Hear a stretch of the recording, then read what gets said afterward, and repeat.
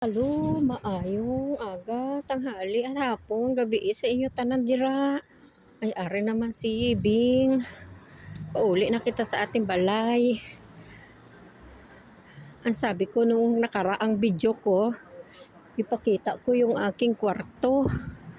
Kung saan ako nakatira dito sa France. Ayan naglalakad tayo, galing tayo sa trabaho natin. Kaya tayo ay galakad na hapo-hapo na gid ako. Kasi sa sobrang pagod ba, naglakad pa ako pauli. Bonjour, madam. Bonjour. Ayan. Ayan, naglalakad tayo dito. At tayo ay pauwi na sa ating bahay. At sabi ko doon sa nakaraang vlog ko, ay ipapakita ko yung aking kwarto kung saan ako nakatira. Ayan, ngayon ipapakita ko sa inyo guys kung saan ako nakatira. Kasi matagal-tagal na ako hindi naka-upload kasi sa sobrang busy ko sa trabaho. Kaya hindi ako nakaka-upload. Yan, dyan ako nakatira, dyan sa taas, sa 6th floor. Tayo itatawid. Ayan. Tawid tayo. At ating kunin ang ating susi. Ayan. Ito toro kayo sa aking kwarto. Ayan, ito yung susi ko. Buksan natin. Sarado natin ito. Ayan. Medyo matilim. Ayan. Nasa 6th floor. Bubuksan natin siya kasi nasa 6 siya. Bonjour. Ça va? Oui, ça va. Tu vas bien? Oui. Inti ça va. Oui, ça va. Alhamdulillah. Good. Siya yung tiwala dito.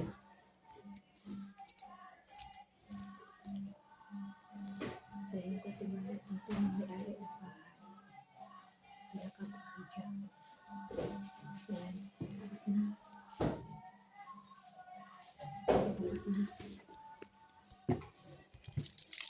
Pasok na tayo sa loob. Dito tayo sa elevator. Nasa 6 po ako. Ayan. Kaya magsasara yan siya. Oops. Kaya yan. Maakyat na siya papunta sa taas. Ayan. Papunta na tayo sa ating kwarto. Kung saan ay ako po ay libre sa kwarto dito. Ang ginagawa ko po, nililinisan ko lang yung bahay ng amo ko. Sa isang linggo, 2 beses ako maglinis ng schedule ko ay Martes at saka Biyernes, tigda 2 oras. Okay na yun kasi mahal ang pwesto dito. 480, 500, ganyan ang upa ng bahay dito. Kaya pasalamat din ako dahil libre ako sa bahay dito.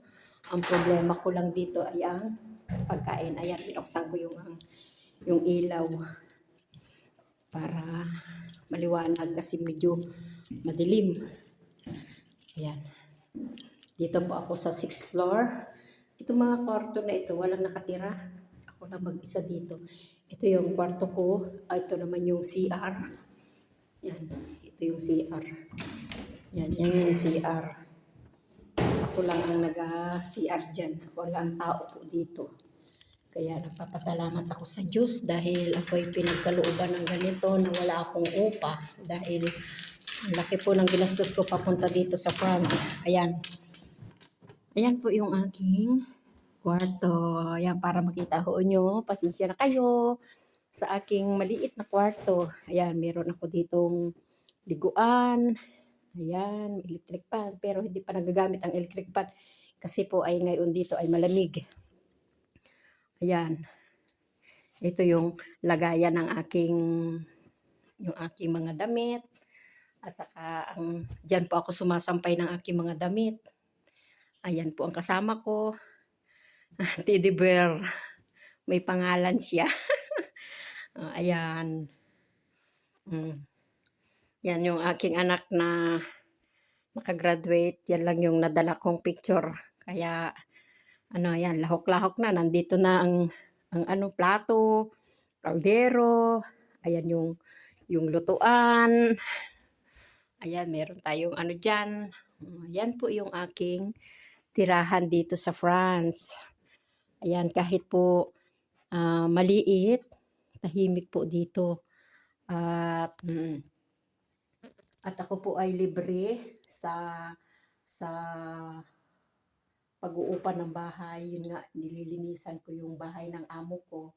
Sa isang linggo, 2 beses, tigda 2 oras na okay na yun. At least kahit papaano tayo ay nakakaisod-isod ng ating utang. Kasi malaki yung aking utang sa pagpunta po dito. Kasi tinulungan ako ng hipag ko. Milyon po yung nagastos ko papunta po dito. Kaya ngayon po ay nakakaisod-isod naman na po tayo sa awa ng Diyos. Kaya nagpapasalamat ako dahil libre ako dito sa bahay. Kaya ito po yung aking kwarto. Kaya ito na po yung aking sinabi na i-reveal ko yung aking kwarto kung saan po ako ay nakatira dito sa France. Pakisubscribe naman po na aking YouTube channel, Bing Maranang Vlog.